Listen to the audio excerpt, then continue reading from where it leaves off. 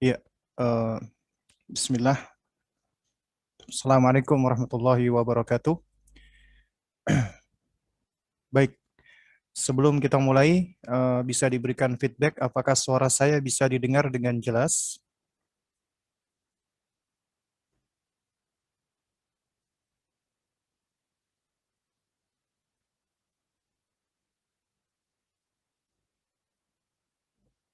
Baik, ya jelas sepertinya ya. Baik. Nah,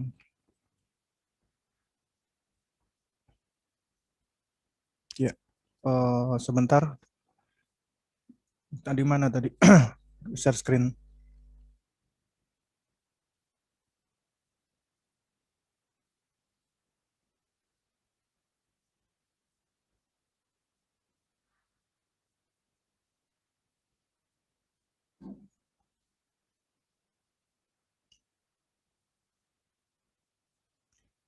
Ya, baik.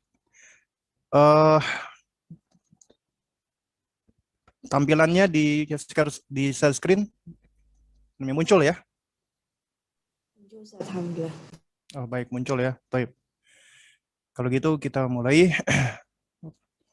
Alhamdulillah. Wassalatu wassalamu ala Rasulillah wa ala alihi wa sahbihi wa man walah amma ba'du. Alhamdulillah kita bersyukur kepada Allah Subhanahu wa taala, di sore hari ini kita diperkenankan Allah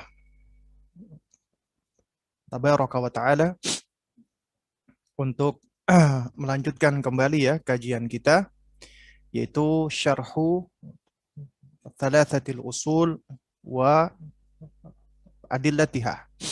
Syarah ya tiga landasan utama berikut dalil-dalilnya, karya dari Al-Imam Muhammad bin Abdul Wahab bin Sulaiman At-Tamimi rahimahullahu taala, yang disyarah oleh Syekh Haytham bin Jamil Sarhan.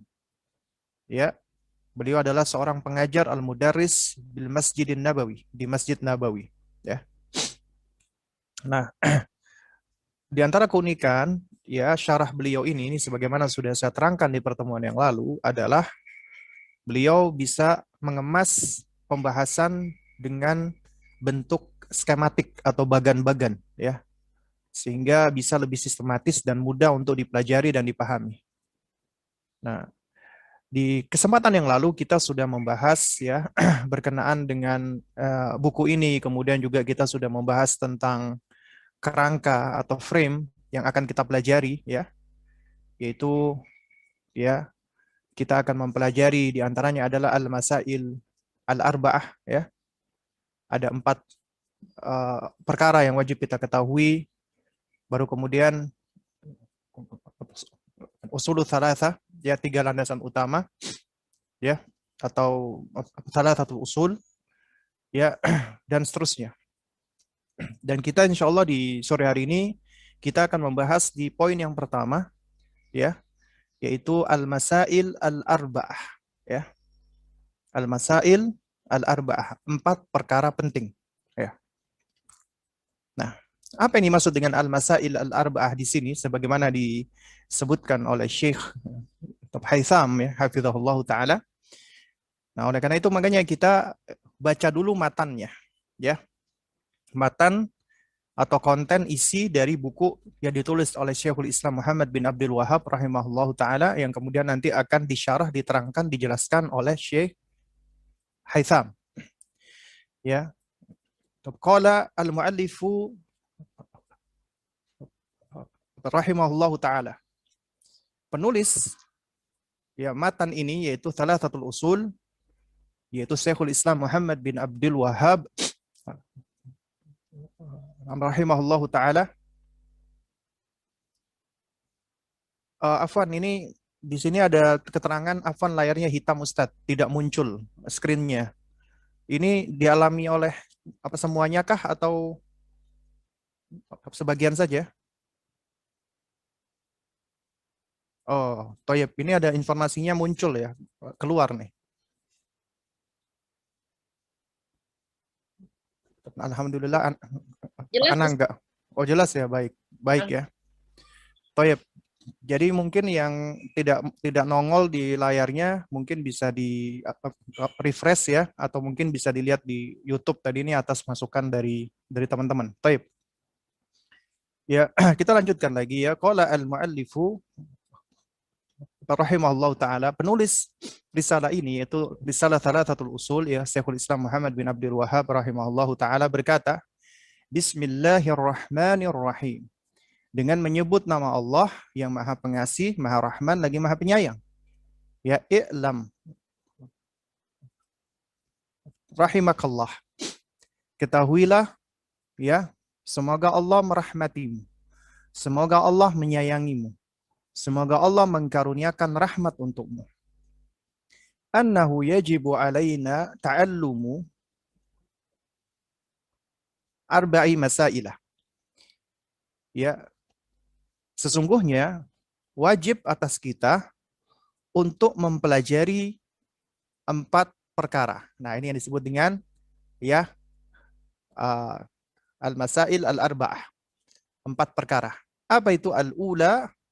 Al-ilmu. Yang pertama adalah ilmu. Wa huwa ma'rifatullahi wa ma'rifatu nabiyhi sallallahu alaihi wa ala alihi wasallam wa ma'rifatu dinil islami bil adillati. Yang pertama adalah mengenal Allah. Yang kedua mengenal nabinya Muhammad bin Abdullah sallallahu alaihi wa ala alihi wasallam. Yang ketiga adalah ma'rifatu dinil islami bil adillah. Mengenal Islam dengan dalil-dalilnya. Ya. Kemudian atsaniyatu, yang kedua adalah al-amalu bihi, mengamalkannya, mempraktekannya. Nah, jadi kita bahas dulu ya 2 masalah ini. Baru nanti kita lanjutkan. Sore ini kita akan membahas ya, yaitu al-masail al-arba'ah ini. Baik. Baik, penulis berkata, Bismillahirrahmanirrahim. Dengan menyebut nama Allah yang Maha Rahman, yang Maha Rahim. Ya. Nah, Syekh Haytham hafizahullah taala, beliau menerangkan dalam bentuk bagan ya. Ini yang bagian kanan adalah bagannya, ya.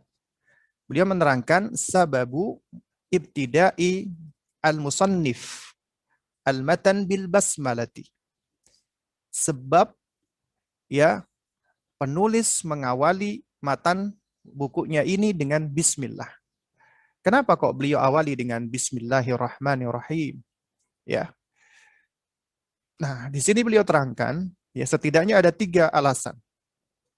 Pertama, iqtidaan bi kitabillahi azza wa jalla wa bir rusuli wal anbiya'i alaihimussalam. Yang pertama adalah dalam rangka untuk iqtida, mengikuti kitabullah Al-Quranul Karim. Dan kita tahu Al-Quran hampir semua suratnya diawali dengan basmalah, kecuali hanya 1 surat saja, At-Taubah atau Al-Bara'ah. Ya. Semuanya diawali dengan basmalah. Ya. Demikian pula para rasul dan para nabi. Ya. Mereka itu mengawali ya tulisan-tulisannya ya, ataupun biasanya ya mengawali sesuatu itu dengan apa? Dengan bismillah. Ya. Nah,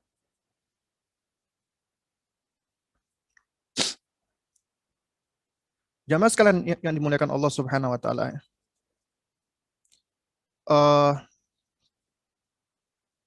Kalau kita perhatikan ya kisahnya Nabi Sulaiman alaihissalam, ya. Jadi ketika beliau menuliskan ya surat yang berisi ajakan dakwah ya ajakan atau dakwah kepada seorang ratu ya yang disebut dengan Bilqis ya, maka beliau itu menuliskan di dalam di dalam suratnya itu ya dengan tulisan Bismillahirrahmanirrahim. Ya. Jadi beliau katakan ya, innahu min Sulaiman ya. Itu di dalam surat An-Naml ayat ke-30. Innahu min Sulaimanah wa innahu bismillahirrahmanirrahim. Ya. Beliau Allah Subhanahu wa taala ya menyebutkan sesungguhnya surat ini adalah dari Sulaiman yang di dalamnya berisi bismillahirrahmanirrahim. Nah, jadi dari sini ternyata para nabi ya itu mereka mengawali ya dengan basmalah ya. Juga demikian di dalam surat Hud ayat ke-41 ya. Surat Hud ayat ke-41. Ketika Allah Subhanahu wa taala menceritakan tentang Nabi Nuh alaihissalam ketika Nabi Nuh memerintahkan ya mereka-mereka yang beriman kepada Nabi Nuh. Dan di ayat sebelumnya Allah mengatakan wa ma amana ma'ahu illa qalil. Ya, dan tidaklah yang beriman kepada Nabi Nuh kecuali hanya sedikit saja. Artinya yang mengimani Nabi Nuh cuma sedikit. Nah, lalu kemudian Nabi Nuh alaihissalam perintahkan mereka, wa qala irkabu fiha. Naiklah kalian ke dalam perahu itu atau ke dalam bahtera itu, ya. Dikatakan irkabu fiha. Kemudian bismillahi ya majraha wa mursaha. Ya. Nah, lalu kemudian beliau mengatakan ya, naiklah kalian semua ke atas kapal itu dengan menyebut nama Allah pada waktu berlayarnya dan pada waktu berlabuhnya. Jadi tetap mengawali dengan bismillah. Ya, dan demikian pula dengan Rasulullah SAW ketika beliau memerintahkan untuk menuliskan surat-surat kepada para pemimpin-pemimpin kabilah atau kepada para raja, yaitu dengan bismillah. Lalu yang kedua adalah apa? Ta'asyan biman qablahu minal ulama wassalaf alladzina kanat min adatihim ya bada'a tasanifahum wa mu'allafata ya apa namanya? Mu'allafatahum ya bil basmalati. Jadi yang kedua adalah ta'asyan, ya, artinya meneladani. Ya, yaitu biman qablahu minal ulama, yaitu meneladani orang-orang sebelum beliau, sebelum penulis yaitu Syekhul Islam Muhammad bin Abdul Wahhab rahimahullah, dari para ulama dan para salaf yang saleh, ya, alladzina kanat min adatihim, yang mana merupakan kebiasaan mereka, ya adat mereka, artinya kebiasaan mereka adalah memulai tulisan-tulisan mereka dan buku-buku mereka dengan basmalah. Jadi kalau kita perhatikan karya-karya tulisnya para ulama itu seringkali diawali dengan basmalah, bismillahirrahmanirrahim. Kemudian yang ketiga adalah min babi at-tabarruki bismillahi al-karim. Ini termasuk bab tabarruk, ngalap berkah, mencari keberkahan dengan nama Allah yang maha mulia. Dan kita tahu nama-nama Allah dan sifat-sifatnya yang mulia, yang sempurna, ya tentunya mengandung keberkahan. Sehingga manakala kita menyebut Allah, dan nama Allah adalah nama yang paling utama di antara nama-nama yang lainnya. Ya. Dan dengan nama inilah Allah Subhanahu wa taala seringkali disifati dan disebut, maksudnya ya. Allah Subhanahu wa taala seringkali disebut dengan nama ini, yaitu nama Allahu Azza wa Jalla. Ya. Nah, sehingga ketika seseorang dia mengawali sebelum melakukan suatu pekerjaan atau perbuatan dengan menyebutkan nama Allah ini, maka dia sedang mencari keberkahan, bertabarruk. Dan bertabarruk, mencari keberkahan dengan nama Allah itu masyru', disyariatkan. Ya, karena tabarruk itu ada yang masyru' disyariatkan dan ada yang tidak masyru', yang tidak disyariatkan, bisa jatuh kepada kebid'ahan. Ya, misalnya seseorang yang bertabarruk, yang mencari keberkahan dengan bekas-bekasnya orang-orang yang dianggap wali atau soleh. Ini tidak diperbolehkan karena keberkahan secara zat hanya ada pada Rasulullah. Adapun selain Rasulullah tidak. Ya. Oleh karena itu ketika kita dapati riwayat-riwayat ya di mana para sahabat mereka saling berebut bekas minumnya Rasulullah, bahkan ya keringatnya Rasulullah, bahkan mohon maaf ya, air liurnya atau lendirnya Rasulullah, ada haknya Rasulullah, itu dijadikan sebagai bahan rebutan oleh para sahabat Nabi. Karena memang Rasulullah secara hal ini itu berbeda dengan makhluk lainnya. Nabi itu secara zatnya adalah diberkahi, mubarak ya. Sehingga beliau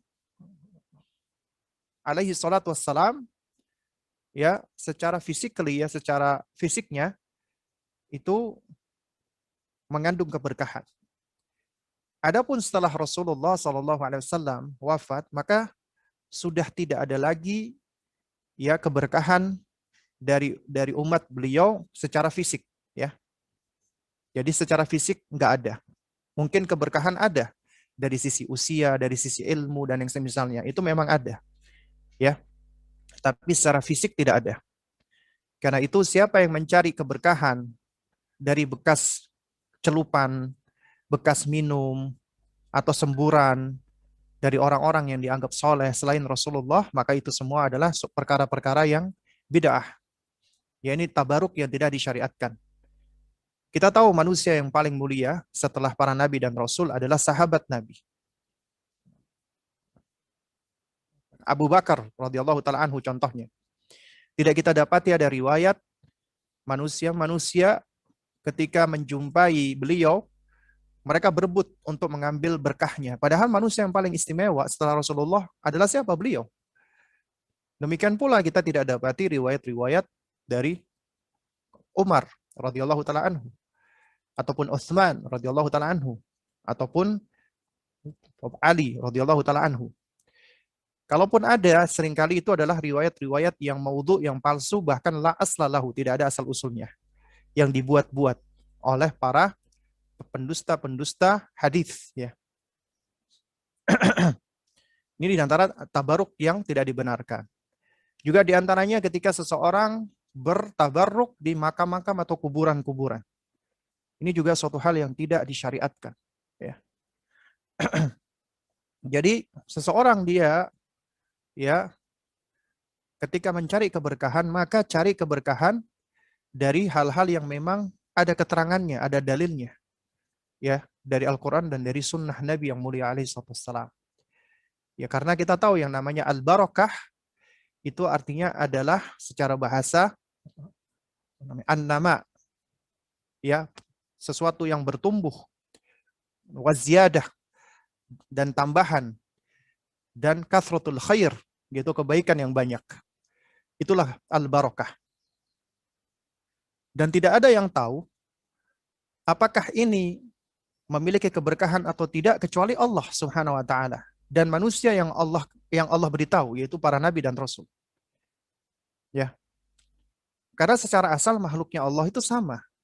Tapi karena Allah beritahu, Allah Subhanahu wa taala berikan di antara ya makhluk-makhluknya itu ada keberkahan, maka kita pun ya menerima dan mengakui. Contoh misalnya keberkahan hujan. Ya. Allah Subhanahu wa taala menyebut hujan itu sebagai ma'ul barakah, ya. Sebagai air yang penuh dengan penuh dengan keberkahan, ya. Air yang diberkahi ya. Dalilnya surat Qaf ayat ke-9. Ya. Allah Subhanahu wa taala berfirman, "Wa nazzalna minas sama'i ma'an mubarakan fa'ambatna bihi jannatin wa habbal hasid." Ya. Kata Allah Subhanahu wa taala, ya. Wa nazzalna minas sama'i, dan kami turunkan dari langit ma'an mubarakan, yaitu air yang penuh dengan keberkahan, ya. Nah, jadi disebutkan oleh Allah hujan itu adalah sesuatu yang apa? Yang mengandung keberkahan, ya. Kemudian juga diantaranya tempat yang diberkahi seperti Mekkah atau Bakkah, ya. Itu diantara tempat-tempat yang Allah Subhanahu Wa Taala berkahi, ya. Di antaranya dalilnya surat Ali Imran ayat 96. Allah mengatakan inna awwala baitin wudi'a lin-nasi lalladzi bi Bakkata mubarakan wa hudal lil alamin. Ya, Allah mengatakan sesungguhnya rumah pertama yang dibangun untuk manusia adalah yang di Bakkah, yang diberkahi. Bakkah ini artinya Mekah. Ya, dan itu menjadi petunjuk bagi semesta alam. Ya, dan juga masih banyak lagi ya keterangan-keterangan baik dari Al-Qur'an ataupun hadis Nabi yang itu memang ada keberkahannya. Di antaranya sahur, ya. Nabi mengatakan tasahharu, sahurlah kalian.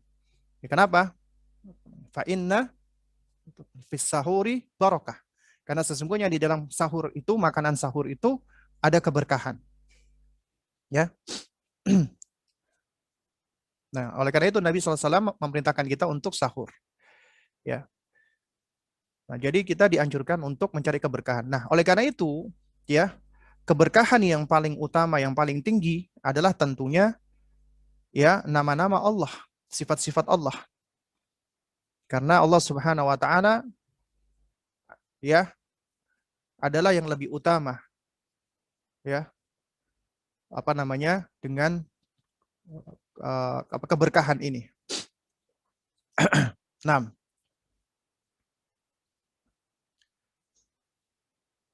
Kita lanjutkan. Kemudian qala al-muallifu, penulis berkata, semoga Allah merahmati, ya. Setelah beliau mengucapkan basmalah, dia mengucapkan i'lam rahimakallahu. Ketahuilah semoga Allah merahmatimu. Ya. Kata i'lam ini adalah fi'il amr ya. Kalimat imperatif, kalimat perintah. Artinya ketahuilah atau ilmuilah, ya. Jadi kita diperintahkan untuk mencari ilmu, untuk mengetahui sesuatu karena sesuatu nggak mungkin bisa ketahui tanpa upaya untuk mencari taunya. Makanya dikatakan al-ilmu bitta'allumi. Ilmu itu diperoleh dengan cara belajar. Lalu apa yang dimaksud dengan ilmu? Di sini Syekh Haytham Sarhan hafizahullah beliau menerangkan yang dimaksud dengan ilmu adalah ma'rifatul haqqi bidalilihi. Mengetahui kebenaran beserta dengan dalilnya. Jadi ilmu adalah mengetahui kebenaran atau mengenal kebenaran. Tapi disertai dengan dalilnya. Karena nggak mungkin kita bisa mengenali kebenaran tanpa disertai dengan dalil. Dalil itu petunjuk. Petunjuk yang dapat mengarahkan apakah sesuatu itu benar atau tidak. Dan tidak ada petunjuk yang lebih utama, lebih tinggi, melebihi daripada Al-Quran dan Sunnah. Kenapa? Karena Al-Quran dan Sunnah adalah kalamullah, firman Allah. Ucapan Allah, perkataan Allah. Sehingga itu berasal dari Allah. Sementara Allah adalah al-haq, Allah adalah yang maha benar. Dan tidak ada yang ya melebihi daripada sifat-sifat Allah. Sehingga yang berasal dari Allah berupa sifat-sifatnya termasuk perkataannya, kalamnya, ucapannya, maka itu tentunya adalah hak benar. Dan juga demikian Allah turunkan kalamnya ini melalui manusia yang Allah pilih. Rasulullah SAW, sehingga Rasulullah adalah manusia yang paling tahu tentang kebenaran. Sehingga tidak mungkin kita bisa mengetahui kebenaran tanpa berpijak kepada sumber kebenaran itu sendiri, yaitu Al-Quran dan Sunnah. Makanya ma'rifatul haq bidalilihi. Mengenal atau mengetahui kebenaran dengan dalilnya. Wa dhidduhu al-jahlu. Lawan daripada ilmu adalah al-jahl, kebodohan. Dan secara asal manusia itu diciptakan memang nggak punya ilmu. Orang yang nggak punya ilmu disebut dengan jahil, bodoh. Dan itu adalah sifat dasarnya kita. Tapi Allah berikan kepada kita instrumen, Allah berikan kepada kita alat, equipment, tools untuk bisa memperoleh ilmu, untuk bisa mendapatkan ilmu. Artinya kita bisa belajar. Dengan instrumen itu kita bisa ya mendapatkan ilmu. Ya. Nah, lalu kemudian juga ya menurut Syekh Utsaimin rahimahullah taala, ilmu ya itu adalah idrakus syai' ya, yaitu memahami sesuatu ya sesuai dengan hakikatnya, sesuai dengan apa namanya realitanya ya, sesuai dengan keadaan sebenarnya. Artinya seseorang dikatakan berilmu, mengetahui apabila dia mengetahui sesuatu itu sesuai dengan realitanya, hakikatnya. Itulah ilmu. Contoh misalnya, ya, kita bicara gampang-gampangan aja. Misalnya saya contohkan di sini handphone deh misalnya, ya, ini yang gampang lah. Nah, kalau kita ngomong ya, misalnya saya mengatakan handphone, ya, ketika saya mengucapkan kalimat ini meskipun dalam bentuk meskipun dalam bahasa Inggris ya, handphone, ya, ponsel genggam, ya, insya Allah Anda semua tahu apa maksudnya. Kenapa? Karena Anda bukan hanya sekedar mendengar, bukan hanya sekedar melihat, tapi Anda sudah memegang dan sudah mengoperasikan gitu loh. Nah, oleh karena itu di dalam tahapan, atau maksud saya bukan tahapan, tingkatan ilmu, itu ternyata ada beberapa tingkatan. Ya. Yang paling parah, ya, kita bicara dulu, yaitu orang-orang yang tidak punya ilmu, yaitu jahil. Ya, yang paling parah adalah yang disebut dengan jahil murakkab. Ya, jahil murakkab. Nah, jahil murakkab ini tingkatan kejahilan yang paling parah. Kenapa? Dikatakan murakkab itu istilahnya itu ganda ya, atau kuadrat. Ya. Orang yang jahil murakkab itu biasanya adalah dia tidak tahu kalau dirinya tidak tahu. Dia nggak sadar, dia jahil kalau dirinya itu jahil. Ya. Atau dikatakan orang jahil murakkab adalah orang yang mengetahui sesuatu tapi berkebalikan dengan hakikatnya. Itu jahil murakkab. Contoh misalnya, ya, kita kembali lagi ke contoh handphone. Ya. Ini orang nggak tahu handphone, ya. Taruhlah dia berasal dari suatu tempat pulau yang terpencil ya.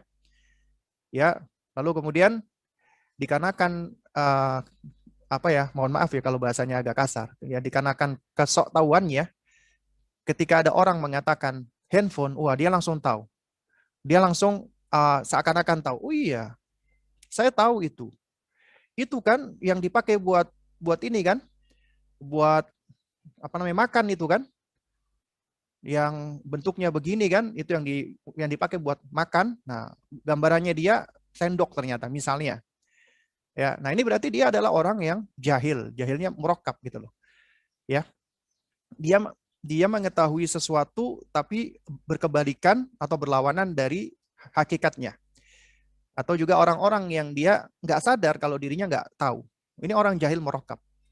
Kemudian ada yang namanya ya jahil namanya basit ya, yang lebih enteng ya. Jahil namanya basit. Jahil basit ini ya kita umumnya hampir semuanya ya jahil basit ya. Kita ini ya memiliki ketidaktahuan ya tentang banyak hal bahkan ya. Nah, jahil basit ini itu juga memiliki tingkatan lagi nih ya. Ini ada tingkatannya lagi.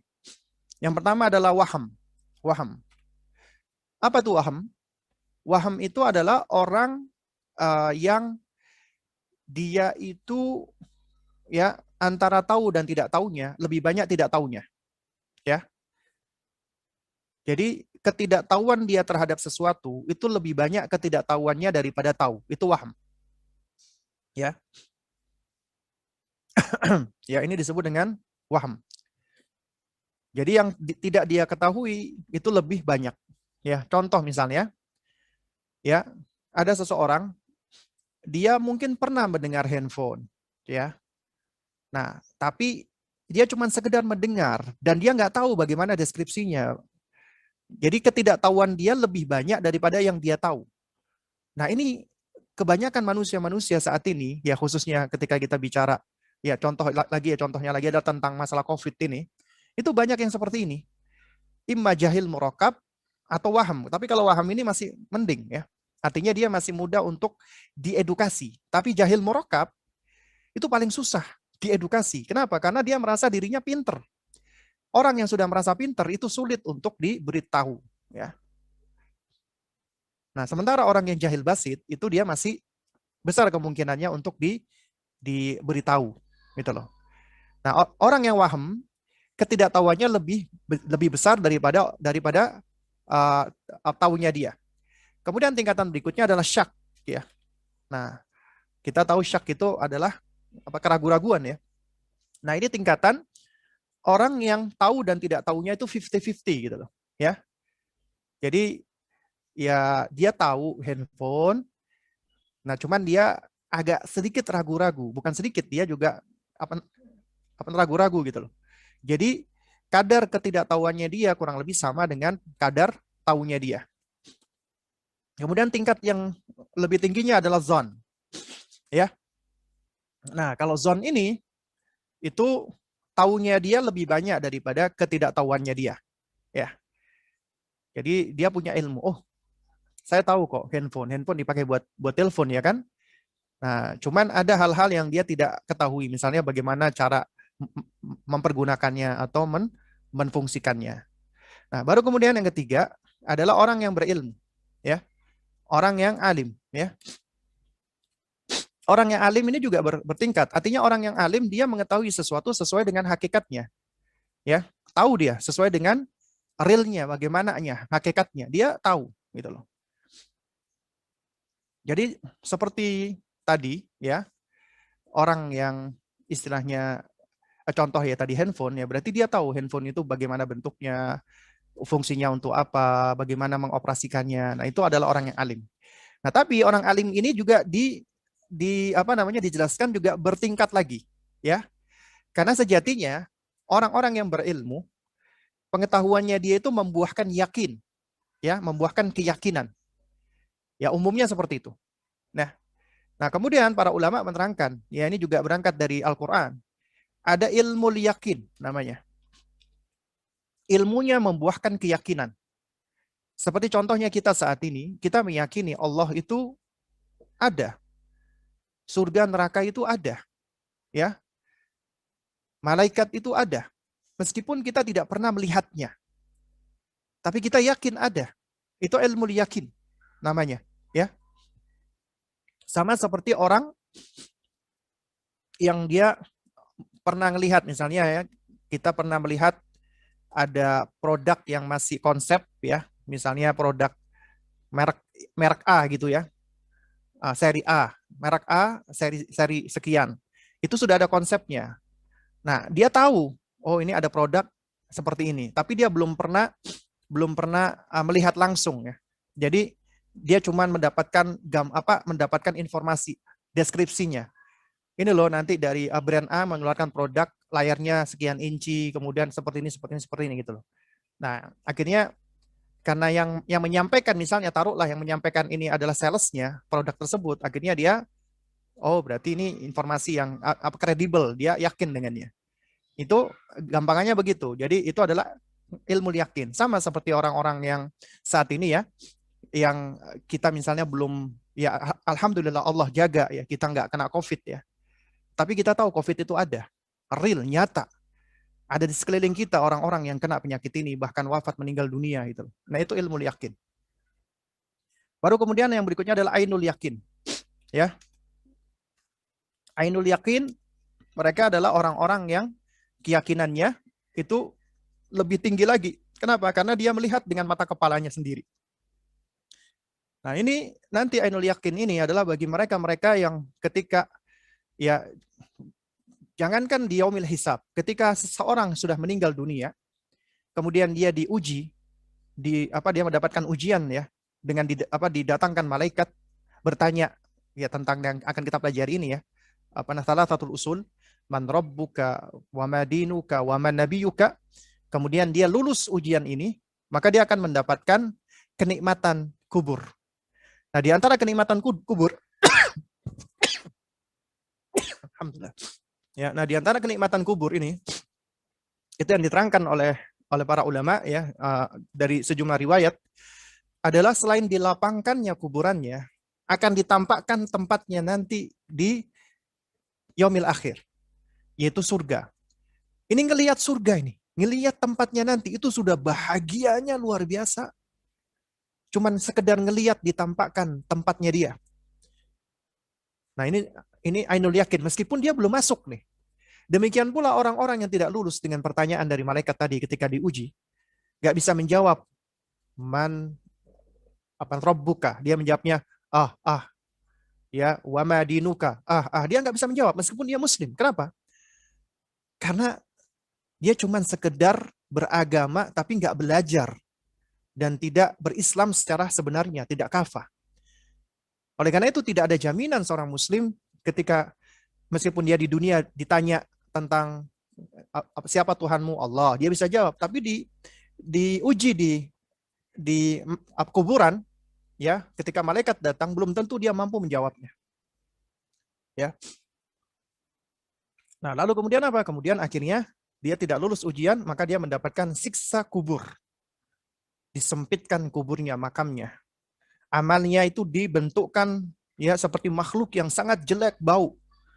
Yang tahu ya kalau misalnya kita berada di dekat ya tempat-tempat yang bau ya, kita sudah merasa nggak nyaman. Apalagi ini selalu membersamai kita sampai yaumil qiyamah. Dan ditampakkan tempatnya nanti di yaumil akhir di dalam neraka. Cuman melihat doang itu sudah ngerinya luar biasa. Makanya akhirnya banyak di antara mereka yang berangan-angan untuk bisa dikembalikan lagi ke dunia agar mereka bisa beramal soleh lagi. Ya. Karena udah ainul yakin melihat. Dan tapi ketika sudah masuk ke dalam kuburan, maka sudah nggak ada lagi kesempatan. Ya, yang ada cuman bisa berangan-angan saja. Dan hanya bisa mengandalkan ya apa yang dia tinggalkan. Anak-anaknya apakah soleh atau tidak. Kemudian harta yang dia tinggalkan, apakah itu bisa menjadi sedekah jariah atau tidak. Kemudian ilmu yang dia tinggalkan, apakah itu bermanfaat atau tidak. Itu yang bisa dia andalkan. Asar peninggalan-peninggalan dia. Selebihnya sudah nggak ada lagi. Baru kemudian hakul yakin. Ini sama seperti kalau kita bicara COVID, ya kita cuma sekedar ngelihat, ya tetangga kita masuk rumah sakit atau meninggal dunia, ya. Baru kemudian hakul yakin. Ketika kita sudah masuk ke dalam surga, ketika seseorang sudah masuk ke dalam jahanam, waliyadzubillah, dia sudah merasakan itu semua. Atau ketika seseorang dia sudah pernah kena penyakit COVID ini, maka dia hakul yakin, ya. Nah, tapi parahnya lagi ada orang yang sudah kena COVID, sembuh jumawah. Wah, ini cuma flu biasa ini. Ini berarti musibah. Musibah yang besar. Ternyata penyakit yang Allah timpakan kepada dirinya tidak menyebabkan dia menjadi orang-orang yang bisa mengambil pelajaran. Dia malah sombong dan jumawah. Ya, dan semoga Allah melindungi kita dari sifat seperti ini dan juga dari orang-orang seperti ini. Ini tingkatan ilmu. Baik. Kita lanjutkan. Hapus dulu ya. Ini mohon maaf ya kok tiba-tiba jadi agak sedikit flu lagi nih, pilek lagi nih. Jadi al-ilmu huwa ma'rifatul haq bidalilihi. Mengenal kebenaran dengan dalil-dalilnya. Dan lawannya adalah jahal, kebodohan. Nah, kemudian kata penulis di sini, dia mengatakan, yaitu sang syarih atau pensyarah buku ini, kama asyarna fil muqaddimati, sebagaimana telah kami sebutkan di dalam muqaddimah, ya kami tunjukkan di dalam muqaddimah, anna min adatil musannif annahu yabda'u bid-du'a. Di thalabatil ilmi, ya bahwasanya beliau biasanya mengawali dengan mendoakan para penuntut ilmu. Wa yas'alullaha lahum ar-rahmah, dan meminta kepada Allah agar memberikan rahmah kasih sayang kepada mereka. Wa fi hadza dalilun ala, dan di dalam perbuatan penulis ini mengandung petunjuk atau dalil bahwa ya apa? Artinya doa yang disebutkan oleh Syekh di sini, lam, ketahuilah, rahimakallah, semoga Allah merahmatimu. Ini menunjukkan apa? Menunjukkan rahmatil ulama ahli sunnah wal jamaah, apa namanya? Bingatulabatihim, ya. Ini menunjukkan kasih sayangnya ulama ahlu sunnah kepada murid-murid mereka. Kenapa? Karena menunjukkan doa. Ya, semoga Allah menyayangi kamu, semoga Allah merahmati kamu. Ini adalah karakter seorang Rabbani, ahlu sunnah. Makanya nggak heran Ibnu Taimiyah rahimahullahu taala, beliau sampai mengatakan ahlu sunnah hum a'rafun nasi bil haqqi wa arhamuhum bil khalqi. Ahlu sunnah mereka adalah orang yang paling tahu kebenaran karena mereka sibuk dengan ilmu Al-Quran dan Sunnah, dan mereka adalah paling penyayang di antara ya makhluk. Mereka adalah paling rahmah, berkasih sayang, ya. Ya. Itu adalah ahlu sunnah. Jadi ini menunjukkan rahmah kasih sayangnya ulama ahlu sunnah kepada murid-murid atau para penuntut ilmu. Didoakan, dan demikian pula kita hendaknya sebagai orang tua ya membiasakan diri untuk mendoakan kebaikan kepada anak-anak kita. Misalnya ketika kita minta kepada anak kita, ayo nak belajar, semoga Allah menambah semangat buat kamu, semoga Allah memberimu semangat, semoga Allah menyayangi kamu. Itu kita biasakan untuk mendoakan anak kita. Jangan pernah kita lupa dalam sehari kita doakan kebaikan-kebaikan kepada anak kita agar mereka terbiasa mendengarkan doa-doa kebaikan, doa ibadah. Apalagi itu doa yang berisi kebaikan untuk anak kita. Artinya ya sadar nggak sadar, anak-anak itu dia akan merasa dirinya diperhatikan. Karena doa itu adalah bukti daripada kecintaan. Makanya ya bagi para orang tua, apabila Anda ingin melihat anak Anda ini termasuk anak yang soleh atau tidak, diantaranya adalah kita lihat ya bagaimana mereka, apakah mereka mendoakan kita atau tidak. Ya di dalam doa-doa mereka ketika mereka sholat atau yang semisalnya. Ya karena anak-anak yang soleh biasanya mereka tidak akan lupa untuk mendoakan orang tuanya. Ya. Kemudian yang berikutnya, kenapa kok Syekh mengucapkan rahimakallah? Nah, ini menunjukkan bahwasanya apa? Bahwasanya anna dinal islamiyah mabniun aslan ala rahmah. Agama kita, agama Islam ini dibangun di atas pondasi kasih sayang. Itu adalah pondasi kita. Makanya di dalam basmalah Allah sematkan dua sifat, semua kedua-duanya rahmah. Ar-Rahman, Ar-Rahim. Ya meskipun punya penekanan makna yang berbeda. Ar-Rahman, kasih sayang Allah kepada seluruh makhluknya tanpa terkecuali. Meskipun itu orang kafir. Buktinya, meskipun mereka kafir, tidak beribadah kepada Allah, bahkan menentang Allah, Allah tetap berikan kasih sayangnya. Tetap diberikan oksigen. Mereka tetap diberikan ya makanan. Itu semua adalah datangnya dari Allah. Ya. Dan kemudian Ar-Rahim adalah kasih sayang khusus Allah bagi hamba-hambanya yang spesial, yaitu ya hamba-hambanya yang muslim. Baik. Baru kemudian yang kedua, ya, adalah al-amalu bihi, mengamalkannya. Ya.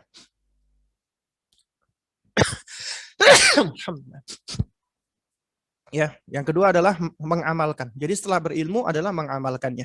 Ya. Nah, yang mensyarah menerangkan ya kila fi bayani ya al-ilaq bainal ilmi wal amal. Ya bahwasanya dikatakan ya yaitu tentang korelasi atau hubungan antara ilmu dan amal adalah apa? Yahtiful ilmu bil amali fa in ajabahu wa illa irtahalah. Ilmu itu sejatinya akan memanggil amal dan akan menjawab panggilannya. Karena apabila tidak, maka akan pergi dia. Artinya ilmu dan amal itu adalah sesuatu yang harus ya bergandengan. Artinya kalau ada ilmu, maka ilmu itu seharusnya disertai dengan amal. Karena ya kata Syekh di sini, beliau mengatakan, fala faida fi ilmin ghairi muqtarinin bi'amalin. Ya. Karena itu nggak ada gunanya ilmu yang tidak disertai dengan amalan. Ya. Nah, kemudian faida ta'allama wajib alaihi an ya'mal wa illa kana fihi syabahun bil yahud. Apabila seorang belajar, maka wajib baginya mempraktekkan atau mengamalkan ilmunya. Karena apabila tidak, dia serupa dengan Yahudi. Kenapa? Karena li'anna al-yahuda indahum ilmun wala amalun. Orang-orang Yahudi itu berilmu tapi mereka tidak beramal, enggan untuk mengamalkan ilmunya. Contohnya disebutkan oleh Syekh di sini surat Al-Baqarah ayat 146. Contoh ya. Ya, ini sifatnya orang Yahudi. Allah Subhanahu wa taala mengatakan namanya ya'rifunahu kama ya'rifuna abna'ahum. Mereka orang-orang ahlu kitab itu mengenal Muhammad. Kata ya'rifunahu, hu itu kembalinya kepada Rasulullah. Mereka tahu mengenal Muhammad sebagaimana mereka mengenal anak-anak mereka. Artinya mereka tahu Rasulullah itu adalah di antara para nabi dan rasul. Bahkan nabi yang terakhir itu termaktub dan tersebut di dalam kitab-kitab mereka. Tapi karena hasad gitu, ya. Namanya hasadan min indi anfusihim. Karena hasad yang ada di dalam diri mereka, akhirnya apa? Akhirnya mereka tidak mau menerima Muhammad sebagai Rasulullah. Padahal ya'rifunahu kama ya'rifuna abna'ahum. Mereka tahu mengenal Muhammad sebagaimana mereka mengenal anak-anak mereka sendiri. Tapi mereka nggak mau menerimanya, ya. Mereka tahu ilmunya tapi mereka nggak mau, ya, mempraktekannya. Nah, terus kemudian juga disebutkan di dalam hadis Nabi, ya, yaitu apa? Wa awwalaman tusa'ar bihin nar thalatha minhum alimun ta'allama al-ilmi wa lam ya'mal bih. Ada 3 golongan yang pertama kali dihempaskan ke dalam neraka. Di antaranya adalah seorang alim yang mempelajari ilmu tapi tidak mengamalkannya. Ya, jadi dia tidak mempraktekkan ilmunya. Makanya dikatakan wa alimun bi ilmihi lam ya'malan mu'adzabun min qabli ubadil wathan. Seorang alim yang dengan ilmunya dia tidak mau beramal atau dia enggan beramal, maka mu'adzabun, dia diazab, ya, yaitu sebelum para penyembah berhala diazab, ya. Nah, kemudian yang ketiga adalah ad-da'watu ilaihi. Setelah berilmu, beramal, mendakwahkannya, ya. Nah, berkenaan dengan ad-da'watu ilaihi di sini Syekh menerangkan, ya, ada syurut wa dhawabit, ada syarat dan kriteria, ya, yang wajib, ya, kita berangkat di atasnya. Apa itu? Yang pertama adalah antakuna ad-da'watu khalisatan liwajhillahi ta'ala. Hendaknya dakwah itu dilakukan dengan ikhlas mengharap wajah Allah. Karena ini adalah bagian dari ibadah, maka harus ikhlas karena Allah. Kemudian yang kedua, antakuna da'watu mabniyah ala sunnah wal ilmi. Hendaknya dakwah itu dibangun di atas sunnah dan di atas ilmu. Yang ketiga, antakuna dakwah bil hikmah. Hendaknya dakwah itu dilakukan dengan cara hikmah. Apa itu hikmah? Ya, diantaranya adalah, ya, wadu'u syai', ya, fi mahallihi, meletakkan sesuatu pada tempatnya. Ya, atau fi'lun ma yanbaghi 'alal wajhi alladhi yanbaghi fil waqti alladhi yanbaghi.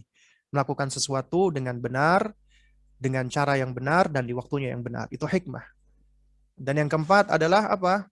An tatimma mura'atu ahwalil mad'uin. Hendaknya, ya, dia berusaha untuk memperhatikan kondisi objek dakwahnya. Penting ini, dengan siapa dia berdakwah. Tentu beda, sesuai dengan tingkat akalnya. Makanya ketika kita mendakwai anak kecil, beda dong dengan orang dewasa. Ketika kita mendakwai kalangan mahasiswa, beda dong dengan kita mendakwai misalnya, ya, anak-anak SD misalnya. Juga sama ketika kita berdakwah di lingkungan perkotaan, tentunya beda dong dengan lingkungan desa, ya, dan seterusnya. Jadi harus tahu ini tentang ahwal al-mad'uin. Nah, lalu kemudian dalilnya apa? Dalilnya adalah firman Allah Subhanahu wa taala, "Kul," katakanlah wahai Muhammad, "Hadhihi sabili ad'u ilallah." Ini adalah jalanku. Aku mengajak kepada Allah ala basiratin, di atas basirah. Ya, di atas basirah, ya, di atas dalil yang kuat, di atas hujah yang nyata.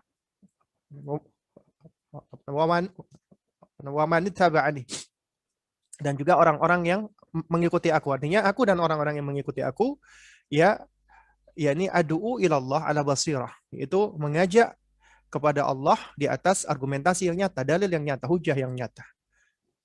Wa subhanallahi wa ma'ana minal musyrikin. Maha suci Allah, aku tidak termasuk orang-orang yang musyrik. Nah, kemudian kita perhatikan kata Syekh, ya, yaitu yang mensyarah. Beliau mengatakan, ya, perkataan Allah, kul hadhihi sabili, katakanlah ini jalanku, ya, ini adalah jalanku, adalah apa? Al-musyaru ilaihi huwa ma ja'a bihi ar-Rasul sallallahu alaihi wasallam minasyara', yaitu menunjukkan syariat yang dibawa oleh Rasulullah sallallahu alaihi wasallam. Karena kata as-sabilu huwa tariqu. Kata sabil itu artinya torik, jalan, metode atau cara. Ya, artinya ini adalah jalanku, artinya ini adalah agamaku, syariatku, ya, metode, cara, ya, yang dibawa oleh Rasulullah sallallahu alaihi wasallam. Karena Allah di sini memerintahkan kepada siapa? Nabi. Kul, katakanlah wahai Muhammad, ini adalah jalanku. Artinya ini adalah metode, ini adalah, ya, agama, syariat. Ya, kemudian adu'u ilallah, aku mengajak kepada Allah. Nah, ini kita perhatikan, ilallah, mengajak kepada Allah. Nabi nggak pernah mengajak kepada dirinya sendiri. Nabi nggak pernah mengajak kepada kabilahnya. Ya, Nabi nggak pernah mengajak kepada fanatik, kepada kabilah, ya, kepada Quraisy atau yang semisalnya. Karena itu ucapan atau anggapan sekarang yang mengatakan, ya, Islam itu digambarkan sebagai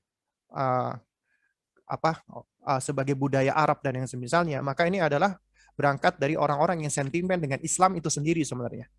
Ya, karena meskipun Islam itu, Rasulullah itu adalah dari bangsa Arab, tapi Islam itu adalah kasih sayang lil alamin, ya, bagi semesta alam. Dan di sini, ya, adu ilallah, mengajak kepada Allah, artinya adalah apa? Adai ilallah wa huwal mukhlisul ladzi yuridu an yusilan nasa ilallahi, yaitu orang yang mengajak kepada Allah adalah orang yang ikhlas, yang menginginkan untuk mengantarkan manusia kepada Allah. Jadi tujuannya kita berdakwah adalah kita ingin mengajak mereka, ya, kita ingin mengajak mereka, menghantarkan mereka kepada Allah. Dan untuk menghantarkan mereka kepada Allah, ya, di situ butuh jalan. Nah, jalannya itu adalah jalan yang diajarkan oleh Rasulullah. Ya, dan itu juga butuh hujjah. Makanya dikatakan ala basiratin, di atas basirah, di atas hujjah yang nyata.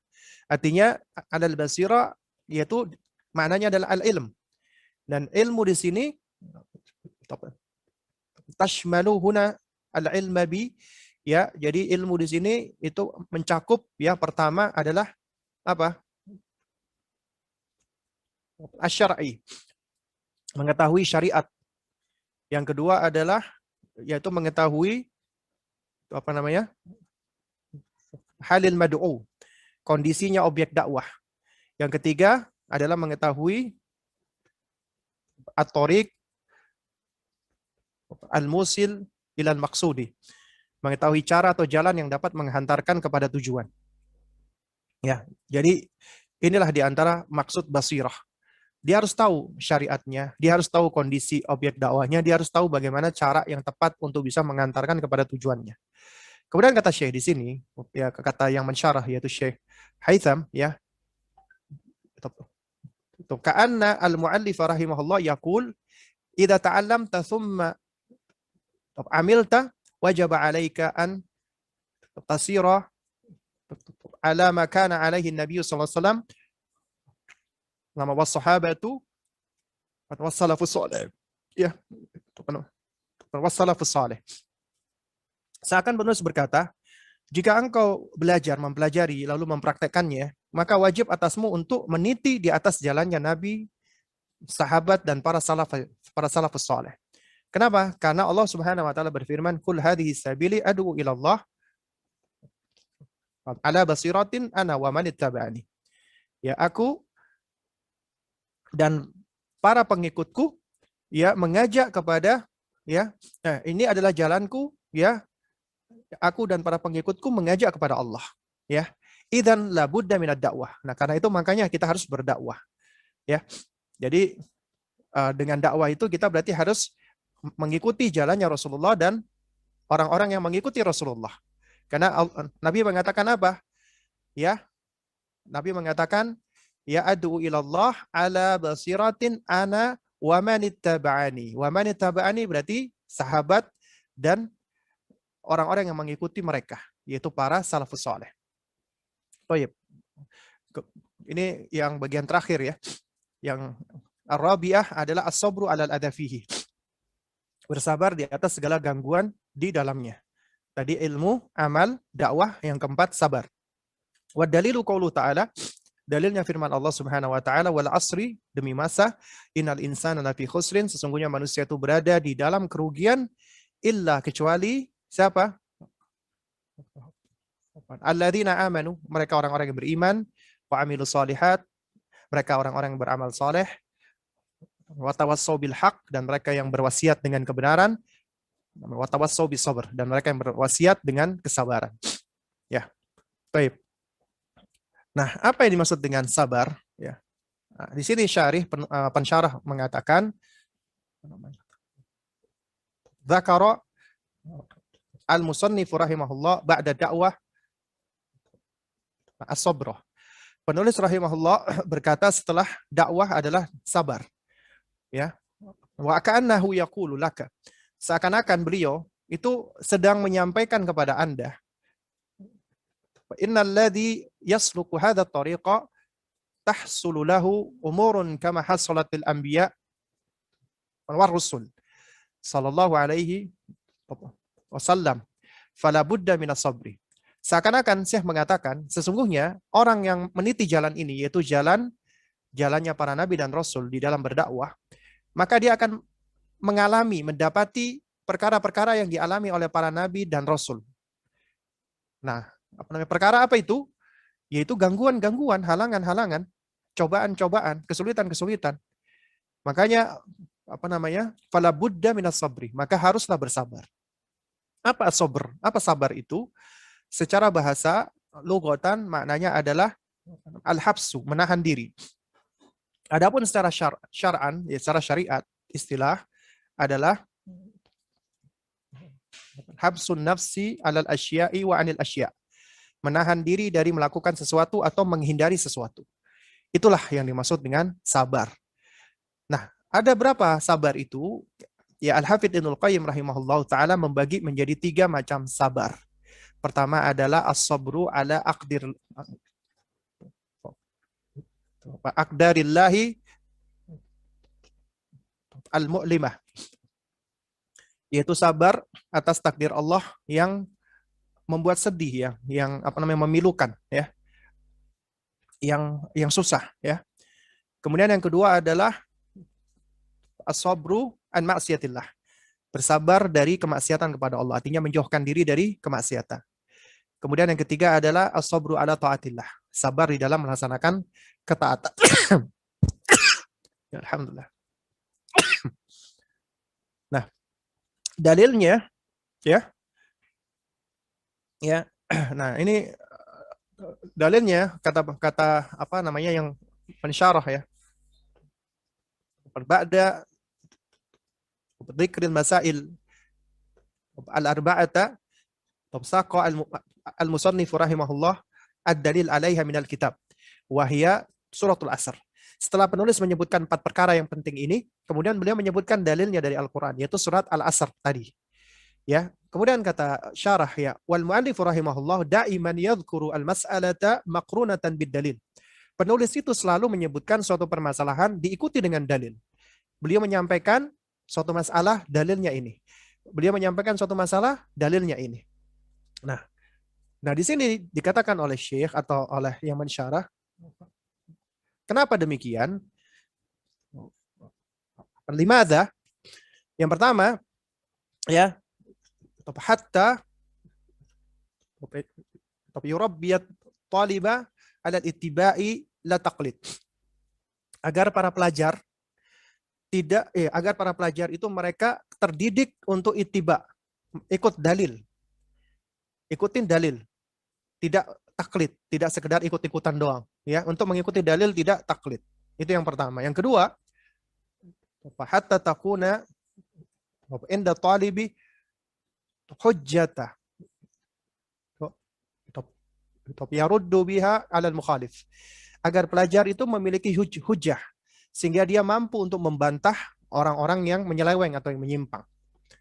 Yang ketiga, hatta yakuna lit-talibi qudratan ala istinbatil ahkami min adillatiha ala ususin salimatin.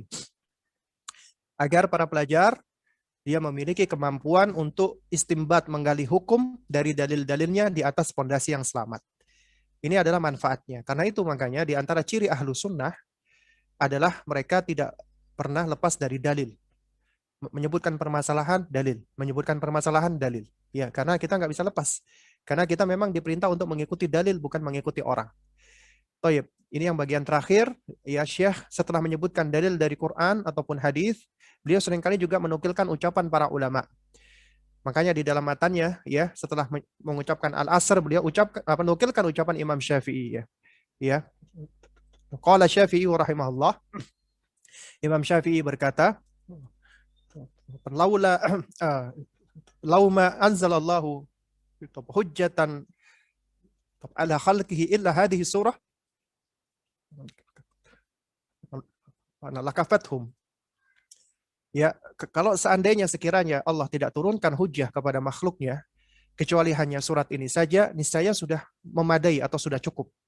Allah nggak turunkan yang lainnya kecuali surat Al-Asr ini saja, kata Imam Syafi'i, itu niscaya sudah cukup.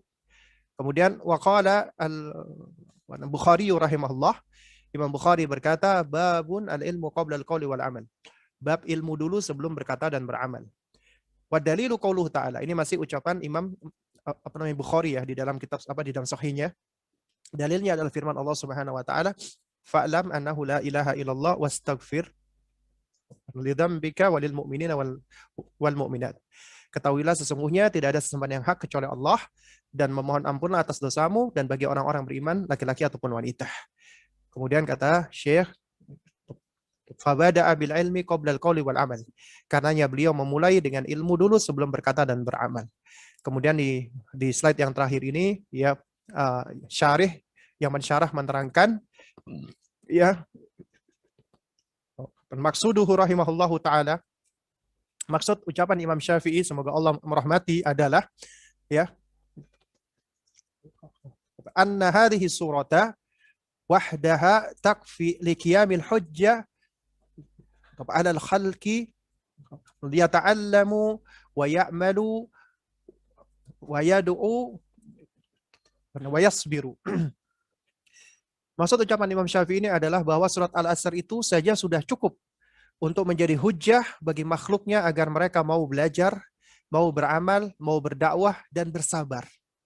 Kemudian kata Syekh Haytham, fama baluka bibaqi suwaril Quran. Lantas sebagaimana dengan surat-surat Al-Quran yang lainnya? Kalau kata Imam Syafi'i cuma ini saja cukup. Ya. Nah, maka jawabannya adalah fal Qur'anu kulluhu hujjah. Al-Quran itu seluruhnya adalah hujjah. Ya. Al-Quran itu, ya, semuanya adalah hujjah. Jadi artinya kalau Imam Syafi'i mengatakan surat Al-Asr ini saja sudah cukup, ya, untuk menjadi hujjah, karena kita diperintahkan untuk belajar. Ya, kita diperintahkan untuk belajar, beramal, berdakwah dan bersabar. Ya. Lalu kemudian ketika Syekh Haytham mengomentari ucapan Imam Bukhari, ya, beliau mengatakan bawaba Amirul Mukminina fil hadithi kitabahu Sahihul Bukhari, Amirul Mukminin fil hadis ya, di dalam ilmu hadis ya. Jadi Imam Bukhari itu diberikan lakop adalah Amirul Mukminin fi ilmil hadis. Beliau membuat bab di dalam kitab Sahih Bukhari, babun al-ilmu qabla al-qawli wal amal. Bab ilmu sebelum ya, sebelum berkata dan beramal. Kemudian beliau sebutkan dalilnya ya. Kemudian baru dikatakan fala bud ya awalan minal ilmi qabla al-qawli wal amal. Makanya haruslah pertama kali berilmu dulu sebelum berkata dan beramal. Karena itu fala yasihhu an ya'mala bil ilmin wa illa kana fihi syabahun bin nasara. Karena itu tidaklah sahih, tidak sah amalan yang dikerjakan tanpa ilmu, dan ini adalah merupakan sifatnya orang-orang Nasrani. Nah, wallahu taala alam bissawab ya. Jadi ini kajian kita pertemuan yang kedua dari Thalathatul Usul ya. Apa namanya? Kita membahas al-masail al-arba'ah ya. Yaitu 4 perkara yang penting yang harus diketahui oleh setiap muslim ya. Jadi 4 perkara itu adalah apa saja? Ilmu, amal, dakwah, dan sabar. Ini adalah kunci keberhasilan segala hal. Anda ingin sukses di dunia, Anda ingin sukses di akhirat, maka ini kuncinya. Kunci kesuksesan, kunci keselamatan. Yaitu ilmu, amal, dakwah, sabar. Dan ini juga bekal kita ya sebagai manusia, sebagai muslim, dan bekal kita pula sebagai orang tua yang ingin ya mendidik anak-anak kita. Yaitu ya kita harus memahami dan berpegang dengan al-masail al-arba'ah ini. Yaitu 4 permasalahan ini. Jangan sampai kita meninggalkan salah satunya. Karena percuma Anda nggak punya ilmu, ini yang menjadi pondasi. Karena Anda nggak akan bisa beramal dan nggak akan bisa berdakwah. Karena pondasinya nggak ada. Ya. Karena kalau Anda nggak punya ilmu, maka yang akan Anda amalkan apa? Ilmu itu adalah isinya. Ketika Anda sudah punya isi, maka Anda akan bisa menuangkannya. Juga demikian, kalau Anda punya ilmu, namun tidak Anda amalkan, ya, maka sia-sia, nggak ada gunanya. Karena apa? Karena Anda tidak bisa membagikannya. Ya, itu cuman mengendap begitu saja. Biasanya sesuatu yang mengendap begitu saja, ya, itu biasanya akan menjadi keruh ya. Ya. Juga Anda punya ilmu, Anda amalkan dan tidak Anda ajarkan juga sama, karena mengajarkan ilmu itu seakan-akan adalah seperti zakatnya ilmu. Kita ajarkan agar kita mendapatkan pahala. Pahalanya akan senantiasa mengalir untuk kita. Dan ini semua nggak akan bisa kita raih tanpa kesabaran. Sabar dalam belajar, sabar dalam beramal, dan sabar dalam berdakwah. Ini adalah kunci yang penting yang harus kita pahami bersama.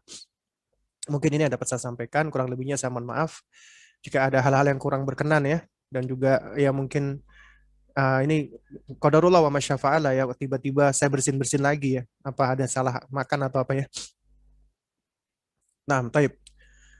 Ini ada pertanyaan. Ketika telah menuntut ilmu lalu berupaya mengamalkan namun belum sempurna, apakah tetap wajib berdakwah? Iya, tetap wajib kita berdakwah semampu kita dan tidak disyaratkan ya. Sebelum berdakwah kita harus sudah mempraktekannya dulu.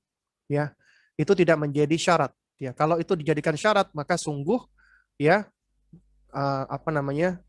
tidak artinya akan sedikit sekali atau nggak akan ada orang-orang yang mampu untuk berdakwah kalau seandainya itu dijadikan syarat.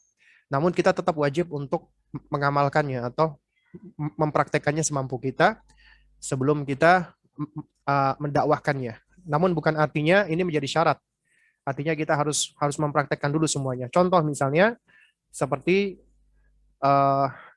misalnya tuh ada kawan-kawan kita ya yang belajar di Madinah yang belum menikah, kemudian dia memberikan kajian misalnya tentang pernikahan misalnya. Jadi dia menyampaikan sesuatu yang dia udah punya ilmunya meskipun dia belum mempraktekannya gitu loh ya. Jadi itu sesuatu hal yang belum dia praktekkan. Nah,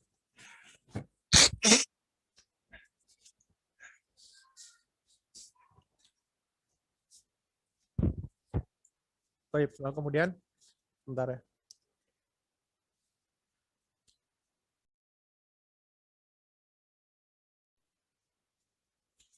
Ini ada pertanyaan berikutnya. Apa urgensi mempelajari kitab 3 landasan utama, terutama saat pandemi ketika jumlah kematian meningkat? Ya ini sebenarnya apa sudah dibahas kemarin sebenarnya ya tentang urgensi kita mempelajari kitab ini ya. Ini adalah di antara pondasi. Kenapa? Karena salah satu usul ini adalah 3 hal yang akan ditanya oleh malaikat ketika kita meninggal dunia. Apalagi di tengah pandemi seperti ini yang kita nggak tahu nih. Kita bisa saja terkena wabah ini atau kita bisa saja selamat. Tapi meskipun kita selamat dari wabah ini, kita nggak akan bisa selamat dari yang namanya al-maut. Kita pasti mati. Yang jadi pertanyaan adalah kita bukan sekedar untuk mempersiapkan diri kita untuk menghadapi wabah ini, tidak, tapi kita mempersiapkan diri bagaimana supaya kita bisa wafat dalam kondisi pertama husnul khatimah, yang kedua kita sudah berusaha untuk membawa bekal yang bisa menjadi bekal kita gitu. Di antaranya adalah ilmu, kemudian juga amal, kemudian juga dakwah kita dan kesabaran kita. Nah, di antaranya adalah dengan kita mempelajari salah satu usul ini, kita akan semakin mendalami tentang man rabbuka, siapa Rabbmu, wa man nabiyuka, siapa nabimu, dan wa ma dinuka, apa agamamu. Ya, yang mana kebanyakan kaum muslimin saat ini ya mungkin taruhlah mereka tahu. Ya, kalau sekedar ditanya apa agamamu, siapa Tuhanmu, bisa menjawab. Tapi kalau sudah berkaitan dengan masalah dalam hal yang lebih mendalam ya, dalam hal prakteknya, dalam hal konsepsi dan pemahamannya, itu seringkali ya banyak yang hilang atau yang miss dari pemahaman mereka gitu loh. Karenanya tidak semua umat Islam ketika nanti diuji ada fitnah kubur itu mampu menjawabnya. Karena itu kita harus berusaha mempersiapkan diri dengan cara kita mengilmui, benar-benar mengilmui, harus tahu dalilnya dong. Kita pelajari dalilnya, kemudian kita praktekkan, baru kemudian kita ajarkan, terutama kepada akrab orang yang paling dekat dengan kita, baru kemudian kita bersabar. Dan kita mengharap semoga Allah Subhanahu wa taala memberikan kita taufik, dan kita ketika diuji nanti di kuburan, kita mampu menjawabnya sehingga kita mendapatkan nikmat oleh Allah ya ketika kita wafat, ya ketika kita berada di kubur. Bagaimana seorang ibu rumah tangga menerapkan 4 hal ini, Ustadz? Ya, ini bisa diterapkan oleh siapapun ya.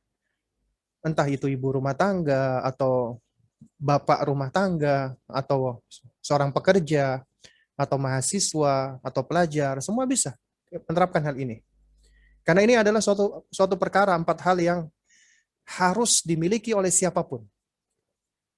Artinya, ya, Anda udah menikah atau belum menikah, ya, Anda laki-laki ataupun wanita, kemudian itu Anda di usia berapapun ya, selama Anda sudah balik, maka kewajiban Anda pertama kali adalah belajar, mencari ilmu, menuntut ilmu, ya.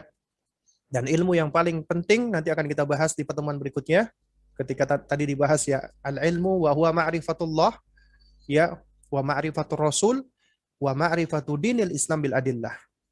Ini 3 perkara utama yang wajib kita pelajari. Kita ketahui agar kita bisa mempersiapkan diri ketika nanti di kubur, kita bisa ditanya kita bisa menjawab ketika ditanya oleh malaikat. Ya. Kemudian setelah itu ilmu yang kita pelajari, kita praktekkan, kita amalkan dalam keseharian kita semampu kita. Kemudian kita ajarkan kepada anak kita. Makanya ya, saya juga sempat sampaikan tadi di grup ya, bahwa Anda sebagai orang tua, kewajiban Anda sebelum mendidik anak-anak Anda adalah kewajiban untuk mendidik diri kita sendiri. Dan kemudian di antara ilmu yang wajib untuk Anda pahami adalah tauhid. Nah, Anda tidak akan bisa mempelajari tauhid kalau Anda tidak mempelajarinya. Dan Anda akan kesulitan untuk mempelajari tentang ilmu tauhid ini apabila Anda belajar tidak taksil, tidak sistematis. Di antara sistematis adalah mempelajari yang paling penting dulu, baru yang kepenting-penting lainnya. Dan juga di antara sistematis adalah belajar dari yang mudah dulu, yang ringan dulu, sebelum belajar yang berat-berat. Di antaranya yang disarankan ulama adalah kita mempelajari kitab salah satu usul ini. Ya, dan sungguh uh, kiranya tidak layak disebut sebagai seorang penuntut ilmu, ya, seorang pelajar apabila dia belum pernah ini menamatkan kitab Kutayib salah satu usul ini dan memahaminya. Karena ini adalah perkara yang penting sekali yang harus diketahui oleh setiap muslim. 3 landasan utama, 3 fundamen utama. Dia harus tahu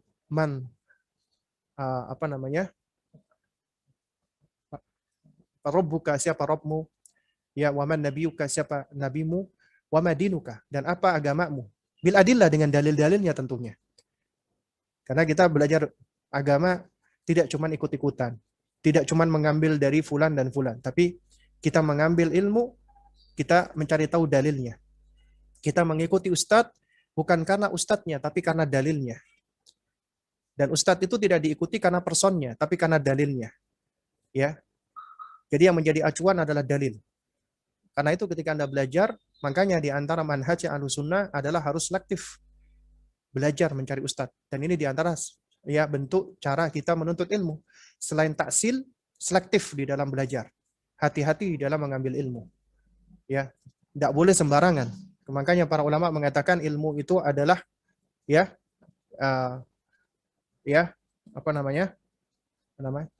al-ilmu huwaddin, ilmu itu sendiri adalah agama. Fandur fanduru amman ta'khuduna dinakum. Maka lihatlah, perhatikanlah dari mana engkau mengambil ilmumu tadi. Makanya harus selektif, harus berhati-hati. Baru kemudian berusaha mempraktekannya. Dan mempraktekkan ilmu itu adalah suatu hal yang nggak bisa dipisahkan. Artinya ada ilmu harus diamalkan, ilmu diamalkan. Makanya ya Syekh Shalih Al-Utsaimin ya hafizahullah mengatakan ilmu wal amal kal qadamaini. Ilmu dan amal itu seperti 2 kaki kita ini. Ya. Nah, tapi tentunya kita harus mendahulukan langkah ilmu dulu sebelum langkah amal. Jadi ketika langkah ilmu melangkah, maka diikuti dengan langkah amal. Makanya orang berjalan itu nggak bisa 2 kakinya itu berjalan beriringan, harus gantian. Ya, jadi yang dilangkahkan kaki kanan dulu, baru kemudian kaki kiri mengikuti, kaki kanan dulu, kaki kiri mengikuti. Nggak bisa langsung dua-duanya, karena itu bukan berjalan, tapi meloncat-loncat, dan itu sangat mudah sekali untuk kepreset jatuh. Demikian pula, nggak bisa cuman Anda melangkahkan kaki ilmu doang. Anda akan berjalan dengan 1 kaki, atau langkah amal doang. Anda juga akan berjalan dengan 1 kaki. Dan itu juga pasti melelahkan dan juga akan mudah sekali kita jatuh. Karena itu harus berjalan terus. Berjalan beriringan artinya bergantian. Ilmu amal, ilmu amal, ilmu amal. Jadi harus selalu saling melangkah. Baru kemudian mengajarkannya. Dan mengajarkannya ini yang paling utama adalah kepada siapa? Kepada keluarga kita, anak kita khususnya. Dan Anda nggak akan bisa mengajari anak Anda kalau Anda nggak belajar. Sementara perkara yang paling penting yang harus diajarkan kepada anak Anda adalah masalah akidah, masalah tauhid. Akidah dan tauhid ini adalah sebagai bentuk cara kita untuk memelihara fitrahnya mereka. Karena anak-anak kita sudah berada di atas tauhid sebenarnya. Dan cara kita untuk memelihara fitrahnya dengan kita belajar tauhid agar fitrahnya terpelihara dan terjaga. Baru kemudian kita sabar. Sabar ini adalah suatu hal yang berat sebenarnya. Baik, mungkin ini yang dapat saya sampaikan. Kurang lebihnya saya mohon maaf jika ada hal-hal yang kurang berkenan. Kita tutup dengan kafaratul majlis. Subhanakallahumma wa bihamdik. Asyhadu an la ilaha illa anta astaghfiruka wa atubu ilaik. Wassalamualaikum warahmatullahi wabarakatuh.